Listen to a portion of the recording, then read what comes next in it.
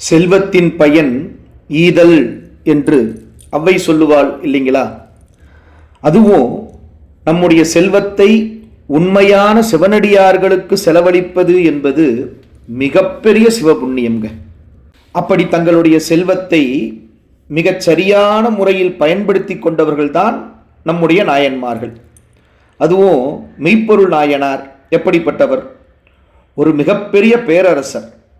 ஆனால் அப்படி பேரரசராக வாழ்ந்தபோதும் கூட தான் தன்னுடைய அரசாங்கத்தில் நேர்மையாக அறத்தின் வழியில் சம்பாதித்த அனைத்து செல்வங்களும் சிவனடியார்களுக்கேன்னு வாழ்ந்தாராமா. அது மட்டும் இல்லை, தான் அரசராக இருந்தபோதும் கூட அடியார்களை தன்னுடைய அரண்மனைக்கு வரவழைத்து உபசரித்து அவர்களுக்கு அன்னம்பாளிப்பு முதலானவற்றையெல்லாம் செய்து அவர்கள் வேண்டுவனவற்றை தந்து மகிழ்ச்சி அடைவாராமா. ரொம்ப அடியார்களுக்கு செய்வதால் ஒரு பேரானந்தம் அவருடைய மனதிலே ஏற்படும் அப்படின்னு சேக்கிழார் பெருமான் குறிப்பிடுகிறார். அந்த அற்புதமான பாடலை பார்க்கலாமா?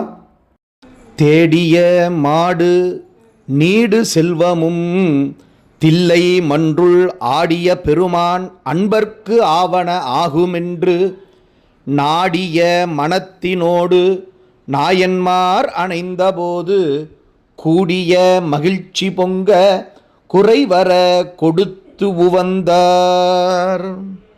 மெய்ப்பொருள் நாயனார் அடியார்களுக்கு சாப்பாட்டையும் பொருளையும் மட்டுமா ஓந்து கொடுத்தார், தன்னுடைய உயிரையுமே உவந்து கொடுத்தார்னு சேக்கிழார் பெருமான் சொல்லுகிறார். தான் முன் நினைத்த அப்பரிசே செய்ய மெய்த்தவ வேடமே மெய்ப்பொருள் என தொழுது வென்றார் அப்படின்னு பெரிய புராணத்தில் சொல்கிறார்.